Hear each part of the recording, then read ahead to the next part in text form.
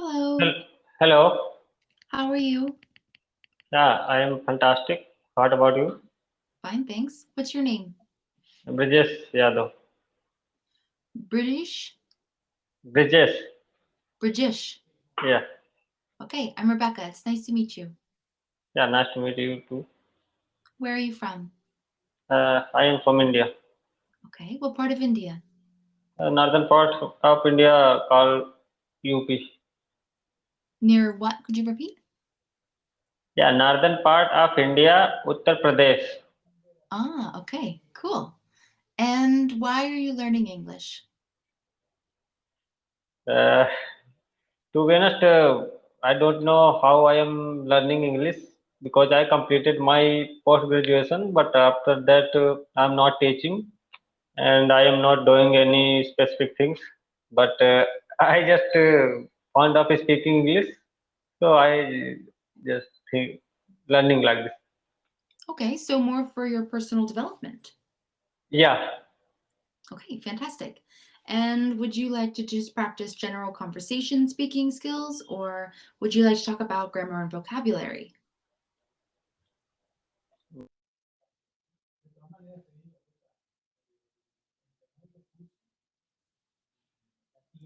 Oh, I can't hear you now. Oh, wait, say that again. phrasal verbs. Repeat it one more time, please. English phrase. Phrases. Yeah, Okay, sure. Like colloquial phrases? yeah.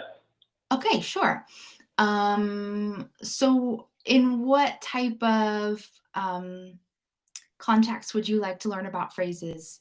Things you'd say at a restaurant, communicating with your friends. What works best for you? What is common phrase in your country? You can teach me. Okay. So we say a lot of different things. I just want to narrow it down to one category. Maybe things you'd say to your friends? Yeah, maybe. Okay. So, for example, we'd start by normally saying, "How's it going?" Have you heard this phrase? Yeah, first of all, when people meet with each other, then it is first word that how it's going. I'm sorry, there's just a bit of an echo. Would you mind repeating that? Yeah, when someone met with his friend, that time people use this phrase. Yeah, it's something we say when we meet our friends. Okay.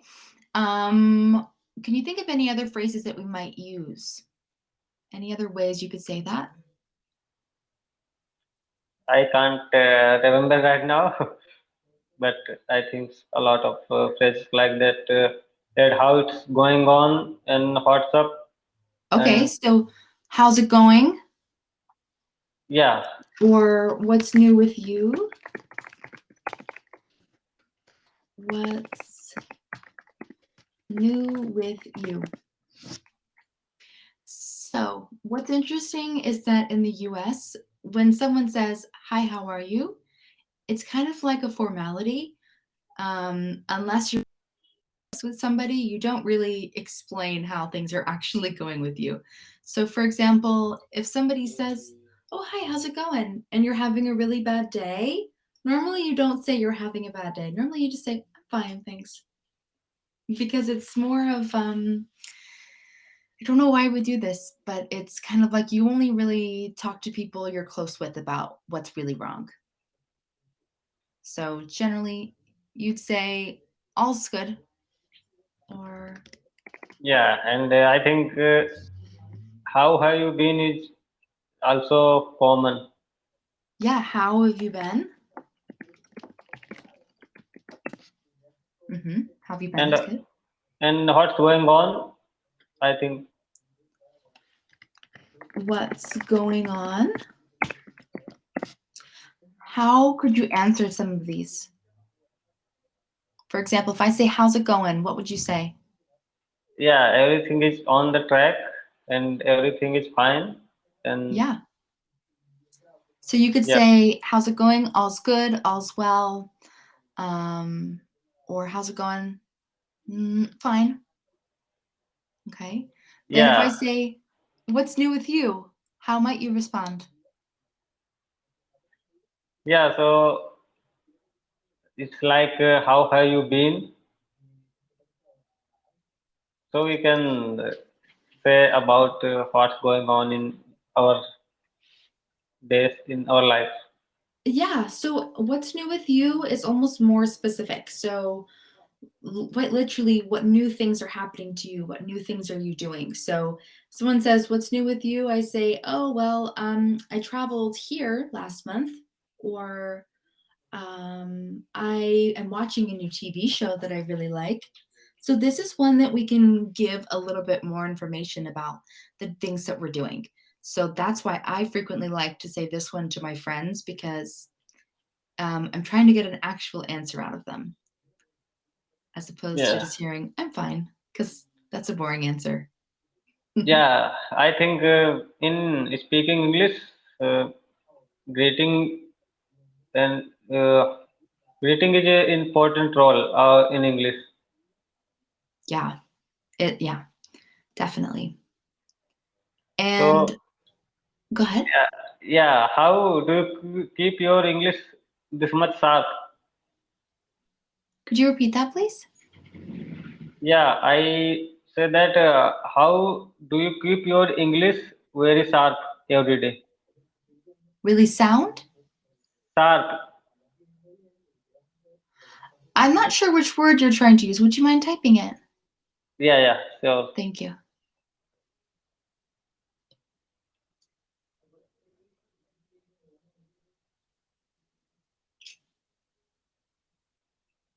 Oh, sharp.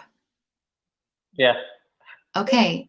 Well, for me, I'm an English teacher.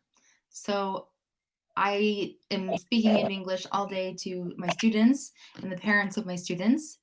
But I'm also communicating with my friends and the people that I'm close to in English.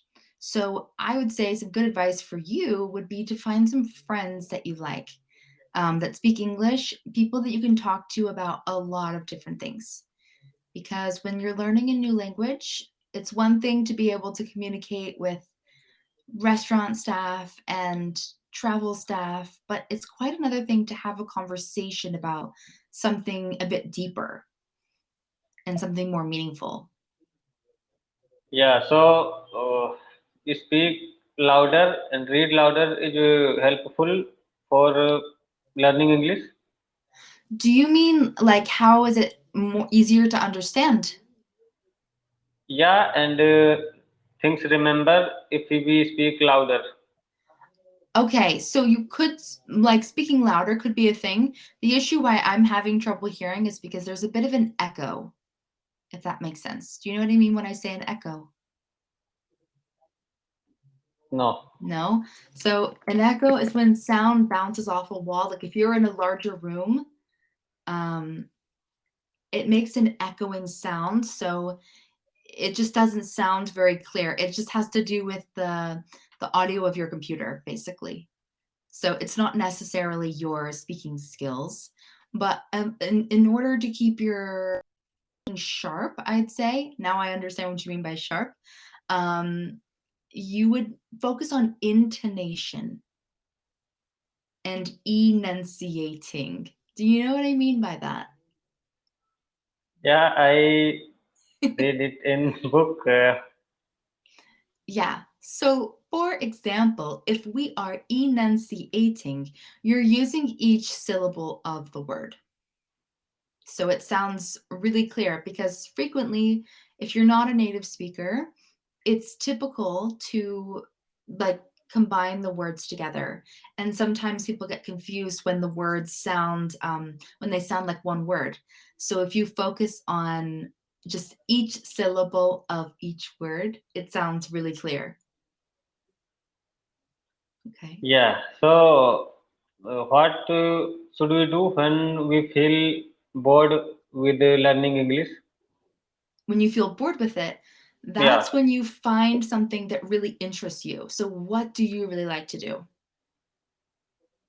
Yeah. So whenever I feel bored, then I I watch English news because I like. to watch everyday things, general knowledge, what's going on today's. Yeah, so I interested in that. Yeah, absolutely. Watching the news, listening to podcasts, watching movies. Do you like to cook? I don't know how to cook. Okay, well, this could be a good opportunity. You could watch some cooking shows in English and then see how it turns out. That could be an interesting experiment for you. Yeah, so whenever we read vocabularies or we practice on grammar, and after we feel little bit bored, and after that I think that we should do something. I am interested into it. So that time I read a newspaper about our actor and actresses, what's Yeah. going on in his life, and like this. So it feels interesting to me. So I go with it. Yes, absolutely. You have to take the things from your daily life that you use often and turn it into a foreign language.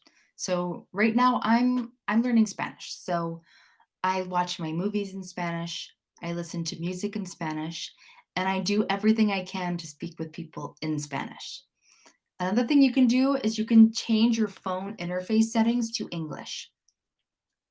Do you have an iPhone or I have a smartphone, but I use it in English every day because oh, uh, good.